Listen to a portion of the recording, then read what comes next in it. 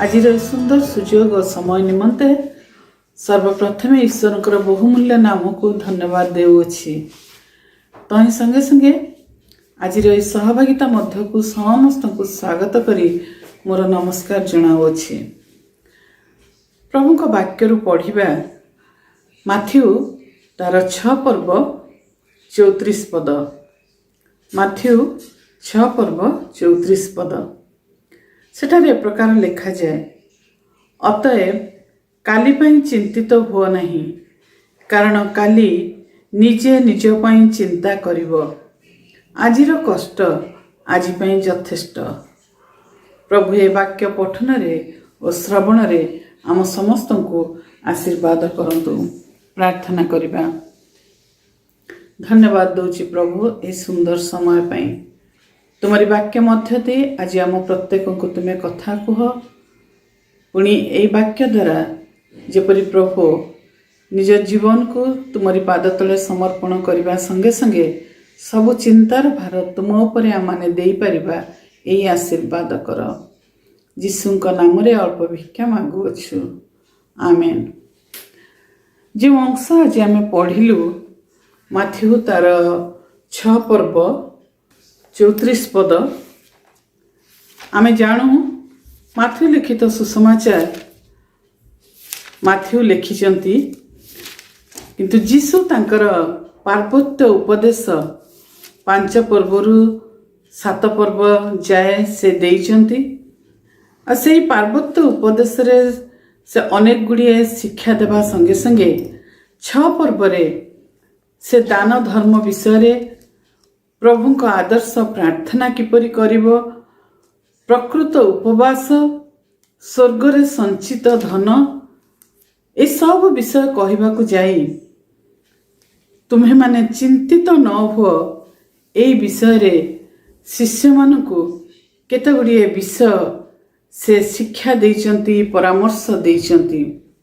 सेठारे जीशु शिष्य मानकु कहउचंती, एथि निमंते तुम्ह मानकर जीवन निमंते चिंता कर नहीं।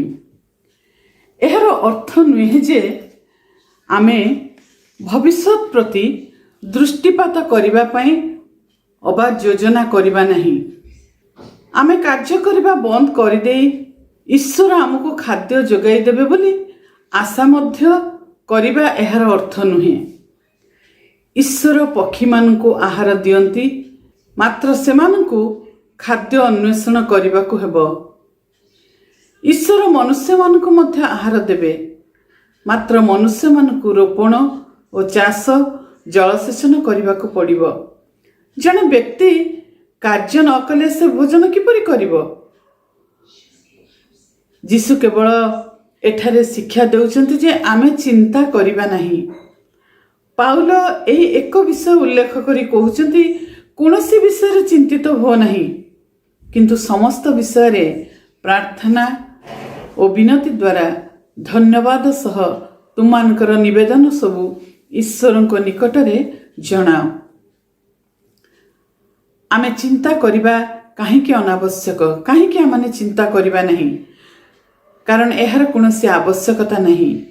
ईश्वर जदि आमको जीवन देइचंती, से खाद्य और वस्त्र परि क्षुद्र विषय समूह आमको जोगाई देबे नहीं कि? दिने से आमको शरीर देवा परे परवर्ती दिवस रे सेही शरीर को क्षुधारे मृत्युभोग करने को छाड़ी देबे कि? निश्चित नुहे। ईश्वर जदि आमको जीवन सदृश बड़ बड़ दान समूह दे पारंती, से निश्चित रूपे क्षुद्र दान समूह मध्य आमको प्रदान करिवे। ईश्वर आमर आवश्यकता अपेक्षा अधिक देवा निमंते प्रतिज्ञा करंती नहीं, मात्र से आमर आवश्यकता समूह जोगाई देबे बोली ताहांको ठारे आमे निर्भर करि परिबा। पक्षी मानक क्षेत्र रे यह सत्य अटे। ईश्वर सेमानकु शरीर देले, से सेमानक पई खाद्य मध्य जोगाई देबे नहीं कि? आउ से पक्षी मानक पई जदि खाद्य जोगाई दियंती, तेबे से पक्षी मानक अपेक्षा अधिक मूल्यवान जे आमान को कौन खाद्य जोगाई देबे नहीं? मोर प्रिय माने ଚିନ୍ତା କରିବା ଉଚିତ ନୁହେଁ। ଚିନ୍ତା କରିବା ଅନାବଶ୍ୟକ। ଚିନ୍ତା କରିବା ଦ୍ୱାରା ଆମେ ନିଜ ଜୀବନରେ ଗୋଟିଏ ଘଣ୍ଟା ସୁଦ୍ଧା ଯୋଗ କରିପାରିବା ନାହିଁ। ନିଜ ଉଚ୍ଚତାରେ ହାତେ ମଧ୍ୟ ଆମେ ଯୋଗ କରିପାରିବା ନାହିଁ। ଲୁକ 12 ପର୍ବ 26 ପଦ ଅନୁଯାୟୀ ଯୀଶୁ କହନ୍ତି, ଅତଏବ ତୁମ୍ଭେମାନେ ଯଦି ସବୁଠାରୁ କ୍ଷୁଦ୍ର ବିଷୟ ସୁଦ୍ଧା କରିବାକୁ ସକ୍ଷମ ନୁହଁ, ତେବେ ଅନ୍ୟ ସମସ୍ତ ବିଷୟ ସମ୍ବନ୍ଧରେ କାହିଁକି ଚିନ୍ତା କରୁଛ? ଯୀଶୁଙ୍କର କହିବାର ଅର୍ଥ ହେଉଛି ଚିନ୍ତା କୌଣସି ବିଷୟ ସାଧନ କରେ ନାହିଁ। ତତ୍ପରେ ସେ ଶିଷ୍ୟମାନଙ୍କୁ କହୁଛନ୍ତି, ହେ ଅଳ୍ପ ବିଶ୍ୱାସୀମାନେ, ସେ ତୁମ୍ଭମାନଙ୍କୁ କି ନିଶ୍ଚିତ ରୂପେ ଅଧିକ ବସ୍ତ୍ର ନ ଦେବେ? ପ୍ରକୃତରେ ଚିନ୍ତା ଅଳ୍ପ ବିଶ୍ୱାସର ଚିହ୍ନ ଅଟେ। ଯୀଶୁ ଏହାକୁ ବିଶ୍ୱାସ ବିହୀନ ବୋଲି କହିଲେ ନାହିଁ। ସେ ମୁଖ୍ୟତଃ ଆପଣା ଶିଷ୍ୟମାନଙ୍କ ସହିତ ଅର୍ଥାତ୍ ବିଶ୍ୱାସୀମାନଙ୍କ ସହିତ କଥାବାର୍ତ୍ତା କରୁଥିଲେ। ତେବେ ଅନେକ ବିଶ୍ୱାସୀମାନଙ୍କର ଅଳ୍ପ ବିଶ୍ୱାସ ରହିଛି। ଉଦ୍ଧାରପ୍ରାପ୍ତ ହେବା ପାଇଁ ସେମାନଙ୍କର ଯଥେଷ୍ଟ ବିଶ୍ୱାସ ଅଛି, ମାତ୍ର ଚିନ୍ତା ବନ୍ଦ କରିଦେବା ପାଇଁ ସେମାନଙ୍କର ଯଥେଷ୍ଟ ବିଶ୍ୱାସ ନାହିଁ। ଯୀଶୁଙ୍କଠାରେ ସେମାନେ ବିଶ୍ୱାସ କରନ୍ତି ସତ, ମାତ୍ର ସେ କହୁଥିବା ସମସ୍ତ ବିଷୟ ସେମାନେ ବିଶ୍ୱାସ କରନ୍ତି ନାହିଁ। ଯୀଶୁ କହିଛନ୍ତି, ଈଶ୍ୱର ତୁମକୁ ଖାଦ୍ୟ ଓ ବସ୍ତ୍ର ପ୍ରଦାନ କରିବେ। ଆମେ ଏହା ବିଶ୍ୱାସ କରୁଛୁ କି? ସେ କହିଛନ୍ତି, ମୋ ନିକଟକୁ ଆସ, ମୁଁ ତୁମମାନଙ୍କୁ ବିଶ୍ରାମ ଦେବି। ଆମେ ଏହା ବିଶ୍ୱାସ କରୁଛୁ କି? ସେ କହିଛନ୍ତି, ମୁଁ ଯେଉଁ ଜଳ ଦେବି ତାହା ଯେ କେହି ପାନ କରିବ ସେ କେବେ ହେଁ ତୃଷାର୍ତ୍ତ ହେବ ନାହିଁ। ଆମେ ଏହା ବିଶ୍ୱାସ କରୁଛୁ କି? ଏହି ପ୍ରକାର ଜୀବନ୍ତ ଜଳ ଆମ ମଧ୍ୟରେ ରହିଅଛି କି? ଆମଠାରେ ଅଳ୍ପ ବିଶ୍ୱାସ ଅଛି ବୋଲି ଆମେ ସ୍ୱୀକାର କରିବା ଆବଶ୍ୟକ। ଯୀଶୁ କହିଛନ୍ତି, ଖାଦ୍ୟ ପାନୀୟ ବିଷୟରେ ତୁମାନେ ଚିନ୍ତା କର ନାହିଁ, କାରଣ ବିଜାତୀୟମାନେ ଏହିସବୁ ବିଷୟ ଖୋଜି ବୁଲନ୍ତି। ଆମେ ନିଜ ବିଶ୍ୱାସକୁ କିପରି ଭାବରେ ବୃଦ୍ଧି କରିପାରିବା? ପ୍ରଥମତଃ ଆମେ କିଏ ଅଟୁ ଏହା ମନେ ରଖିବା ଆବଶ୍ୟକ। ଆମେ ଈଶ୍ୱରଙ୍କର ସନ୍ତାନ ସନ୍ତତି ଅଟୁ। ଈଶ୍ୱର ସଦାସର୍ବଦା ଆପଣାର ସନ୍ତାନ ସନ୍ତତିମାନଙ୍କ ନିମନ୍ତେ ସର୍ବୋତ୍ତମ ବିଷୟ ସାଧନ କରିଥାନ୍ତି। ଦ୍ୱିତୀୟତଃ ଈଶ୍ୱର କିଏ ଅଟନ୍ତି ଏହା ଆମେ ସ୍ମରଣ ରଖିବା ଆବଶ୍ୟକ। ଈଶ୍ୱର ଆମର ପିତା ଅଟନ୍ତି, ଆଉ ତାଙ୍କର ପ୍ରେମ, ତାଙ୍କର ଶକ୍ତି, ତାଙ୍କର ଜ୍ଞାନ ଅସୀମ ଅଟେ।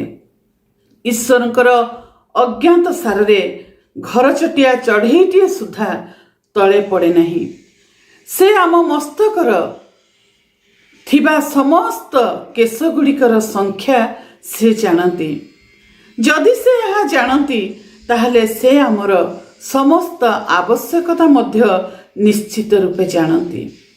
ଯୀଶୁ କହିଲେ, ଅବିଶ୍ୱାସୀମାନଙ୍କ ପରି ହୁଅ ନାହିଁ, ଯେଉଁମାନେ କେବଳ ଏହି ଜଗତର ବିଷୟ ସମୂହ ଅନ୍ୱେଷଣ କରିଥାନ୍ତି।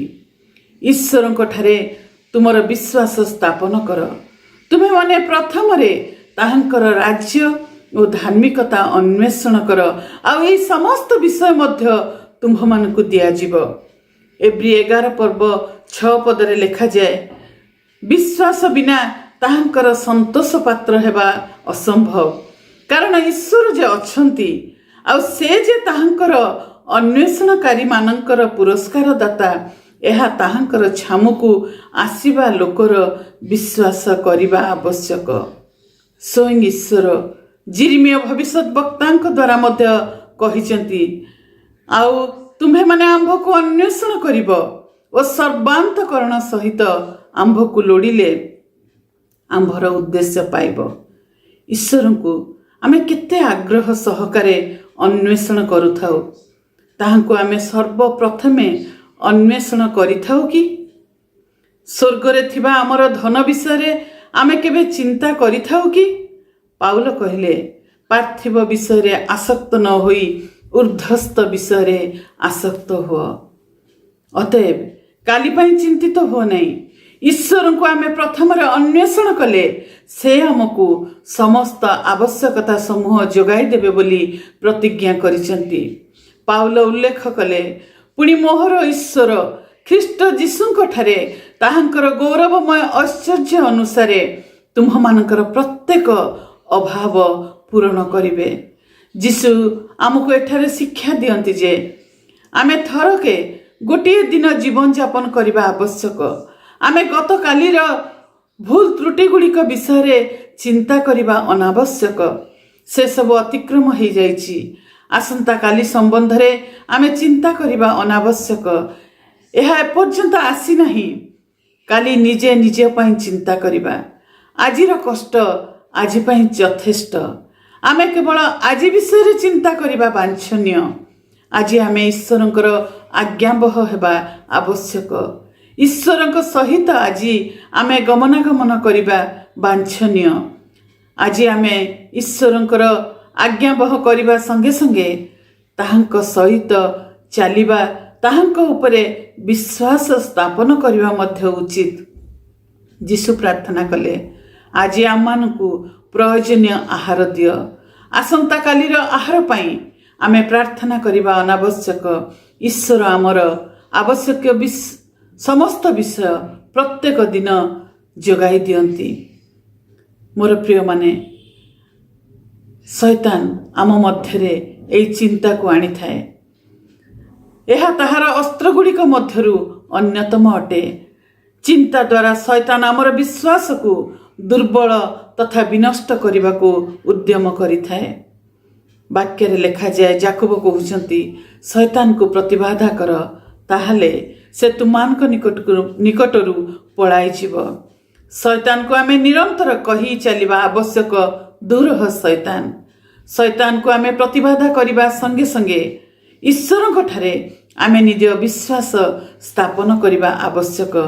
पितर कहिले, तुमानकर समस्त चिंतार भार ताहांक उपरे पकाओ, कारण से तुमानक निमंते चिंता करंती।